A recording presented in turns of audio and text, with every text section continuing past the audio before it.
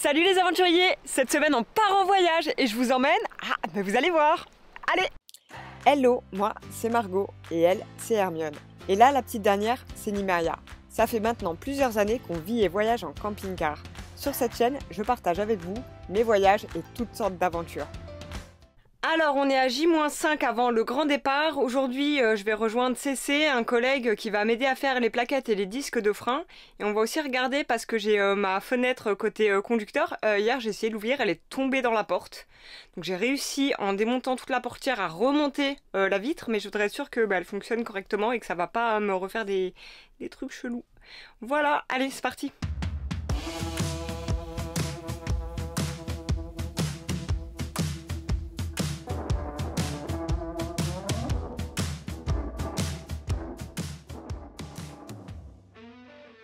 Malheureusement, après avoir démonté, on s'est rendu compte que les disques étaient complètement grippés et on n'avait pas de quoi les chauffer pour pouvoir les enlever. On a beau essayer, impossible de les retirer. Il va donc falloir que je trouve un endroit où les faire à l'étranger, mais heureusement pour moi, j'ai encore du temps pour pouvoir faire ça. Et pour ce qui est de la fenêtre, on a regardé, mais elle semblait fonctionner correctement. Donc voilà. Bon, comme vous avez pu voir, finalement, les plaquettes, on n'a pas pu les changer. Et là, on est déjà au jour J. J'ai pas trop filmé, j'ai couru partout pour tout organiser. Là, ce matin, j'ai fait un plein monstrueux de copeaux pour mes toilettes sèches. Je viens de faire les courses. Il me reste plus qu'à aller chez le vétérinaire pour faire le certificat de bonne santé des chiens et puis pour vérifier le problème aux yeux de Hermione. Et puis on est parti là. Je sais que j'arrive pas à y croire. Ça y est, je pars. Voilà. Bon, et let's go.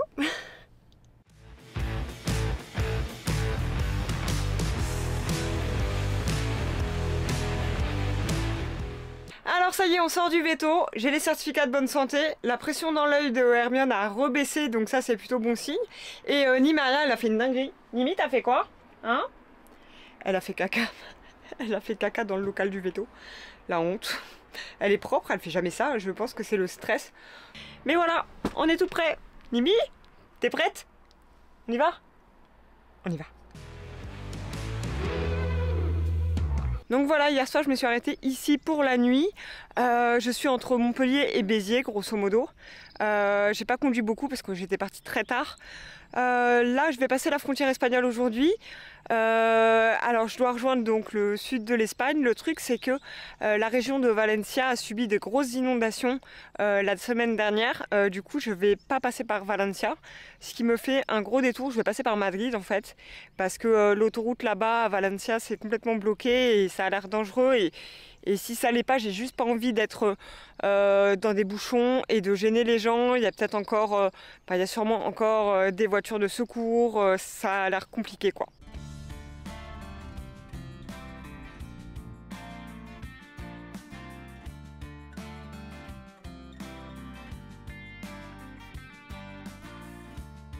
Petite pause sur la route, on vient de manger et là je promène les chiens.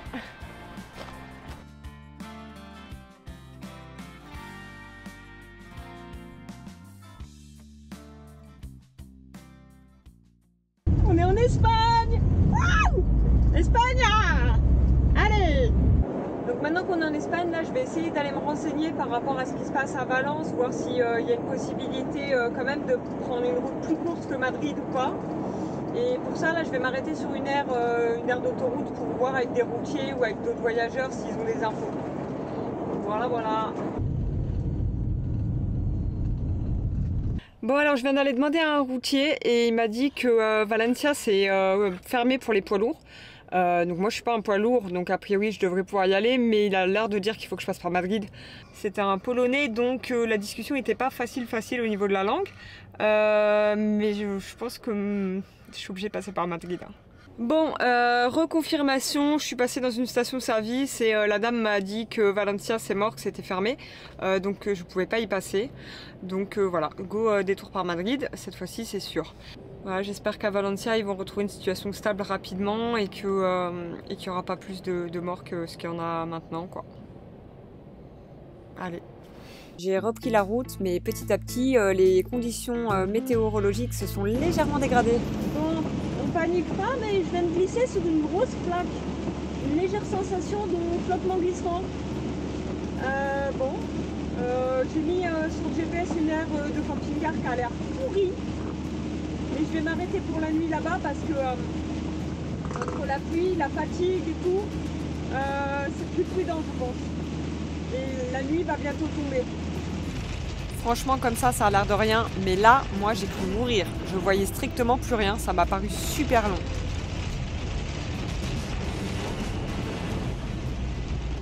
Mais j'étais pas au bout de mes peines.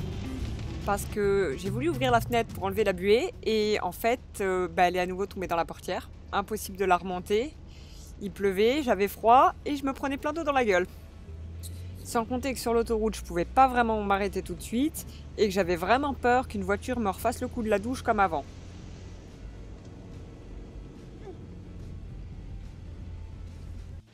J'ai finalement trouvé un endroit où m'arrêter pour pouvoir remonter cette fenêtre. Il a fallu redémonter évidemment toute la portière et ça sous la pluie.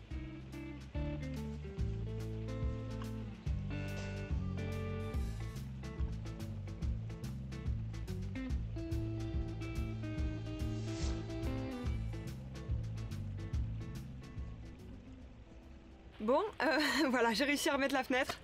J'ai failli mourir sur l'autoroute. Je suis trempée. Faut croire que quand je vous ai dit que la fenêtre était réparée, elle n'était pas réparée. Il me reste quoi 10 minutes pour rejoindre mon aire de camping-car. C'était vraiment... Putain, heureusement que la fenêtre n'était pas bloquée quand je me suis pris la rincée par l'autre voiture là. Bon, et allez, on va à l'aire de camping-car et on va se reposer, c'est mérité je crois.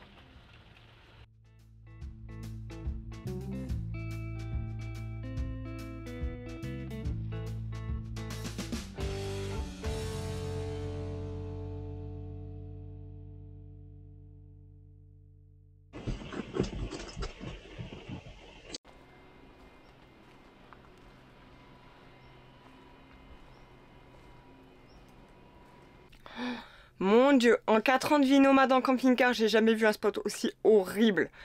C'est joli, hein, c'est joli, mais il y a un abattoir de porc juste à côté et il y a une odeur. J'ai failli rendre mon petit-déj, c'était dégueulasse. Je crois que je mangerai plus jamais de viande de ma vie. Oh, les fenêtres fermées, ça va, hein. La nuit tranquille, hein, mais le matin, j'ai promené les chiens avec le nez pincé, quoi. Une cata, une cata. Bon sinon, comme vous avez pu voir hier, je me suis pris un méga orage sur la route. L'explication est simple, hein. À la base je pensais quand même pouvoir passer par Valence. Et ça fait des jours que je regarde bien la météo de Valencia. Et pas du tout sur l'autre itinéraire. Du coup je me suis pris un gros orage et je m'y attendais pas du tout. Il y avait des inondations en fait indiquées sur la carte au moment où moi je me suis garée et que j'ai pu regarder ce qui se passait autour. Mais bon, ce matin il fait beau, ça c'est la bonne nouvelle, donc je vais pouvoir reprendre la route sereinement et normalement il n'y a plus de pluie.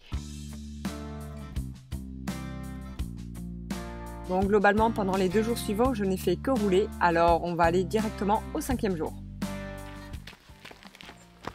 Et coucou! Alors voilà, si j'ai tracé à travers l'Espagne, c'est parce que j'avais un truc en tête et je voulais faire une Via Ferrata. Elle a l'air énorme et c'est la première fois que j'en fais. Donc j'ai tout le matériel, j'ai un peu de courage et on va essayer de faire ça bien. Allez, c'est parti! Cette Via Ferrata, elle se situe dans la province de Malaga. Je te mets toutes les informations en description. Et si t'aimes bien cette vidéo, n'oublie pas de t'abonner.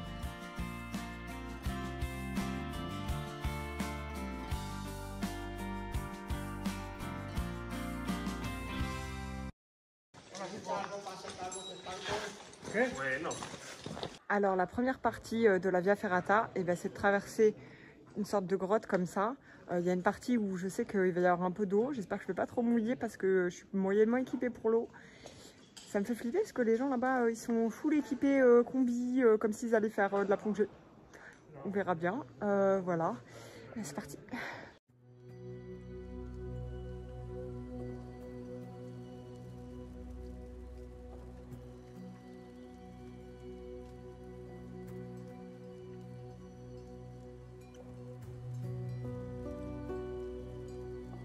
C'est à partir de là qu'il va falloir allumer la lampe frontale, et comme ça, parce que là-bas, c'est dans le noir complet. Bon, je pense que vous y voyez rien du tout. Mais bah moi non plus. Non, en vrai, ça va, mais c'est un peu inquiétant.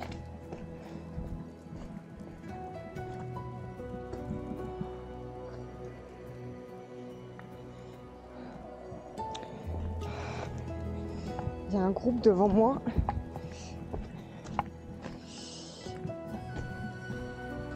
Bon, moi, je suis pas complètement seule.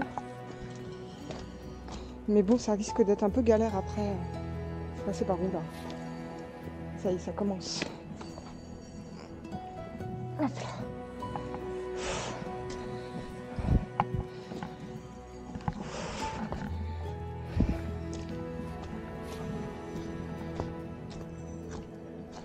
J'ai déjà vu plus rassurant.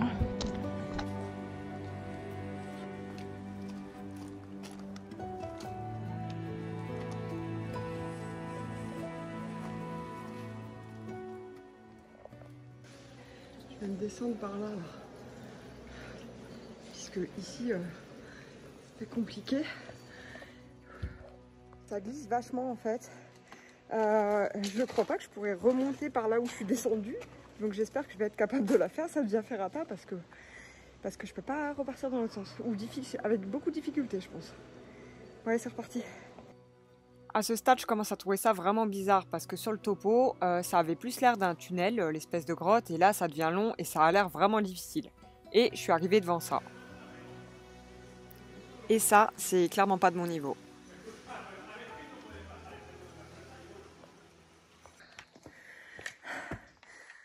Bon, pour la petite blague, c'était pas cette grotte. J'étais en train de suivre un groupe qui faisait, je sais pas, spéléo canyoning là. Et en fait, j'ai pas du tout le droit d'être ici. Et j'ai eu un mal fou à sortir de cette grotte. Ça glissait grave, du coup j'étais obligée d'enlever mes chaussures parce que sinon je pouvais pas monter. Il y avait rien pour s'assurer et tout. J'ai eu un peu peur quand même. Bref, je vais rejoindre la vraie Via Ferrata. Et j'ai déjà eu ma dose d'adrénaline. Voilà. Putain, il était là le panneau. Moi j'ai continué tout droit, j'ai vu un panneau là-bas. Et j'ai pas fait attention à ici.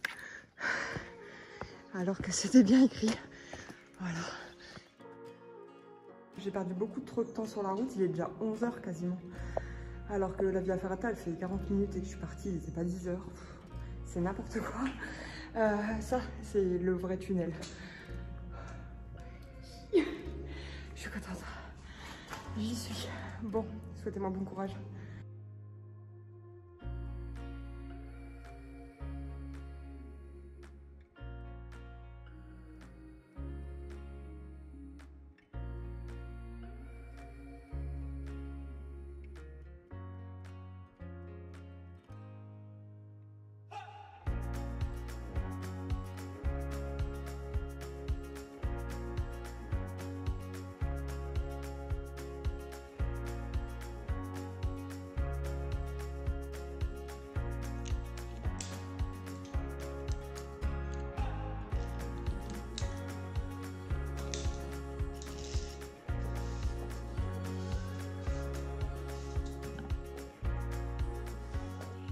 Et voilà le pont que je vais devoir atteindre. Alors il y a plusieurs via ferrata qui vont mener à peu près au même endroit.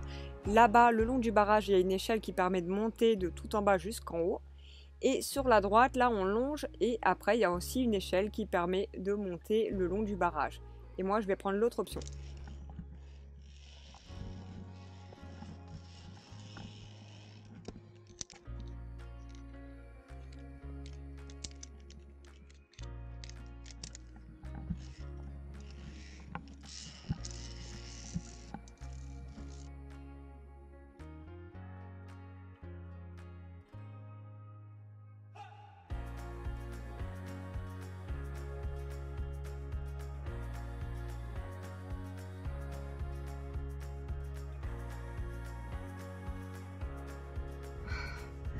Ouais, il fait super chaud, je crois que je vais prendre des coups de soleil. Voilà, je suis ici. C'est pas facile, j'ai quand même le vertige, mais ça va, ça se passe bien. Allez, je continue. Parce que là, ça va grimper.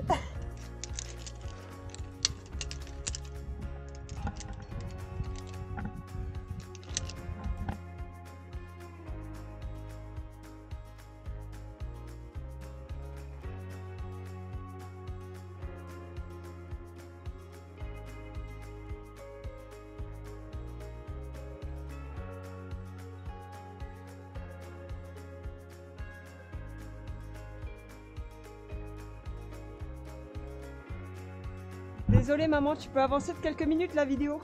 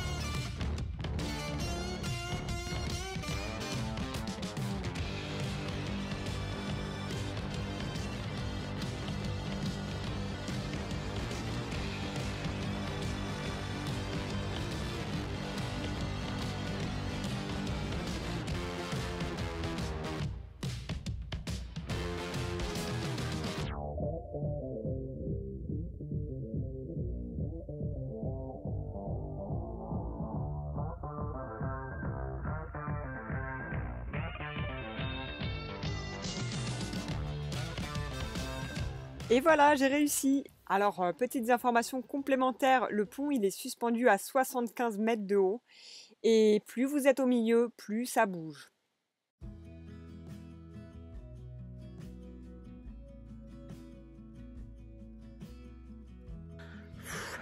Je suis tellement fière de moi, mais alors vous pouvez pas imaginer. C'était trop bien. Je crois que j'ai débloqué une nouvelle passion parce que c'était grave cool, mais un peu facile quand même. Donc, je crois que je vais en faire de plus compliqué maintenant. Alors, au cours de cet épisode, vous m'avez vu traverser toute l'Espagne, puis faire de la Via Ferrata. Vous savez que je pars à l'étranger et que je pars hors Europe. Je pense qu'à ce stade, vous avez déjà deviné où est-ce que je vais me rendre. Et ça y est, c'est le matin. Le spot sur lequel je suis n'est pas incroyable, c'est un parking. Mais j'ai un joli lever de soleil. Ça va être l'heure d'aller prendre le bateau pour le Maroc. Je suis un petit peu anxieuse, mais il n'y a pas de raison que ça se passe pas bien. Mais ça, vous le verrez dans la prochaine vidéo. Allez, abonne-toi pour suivre mes aventures. Tchou!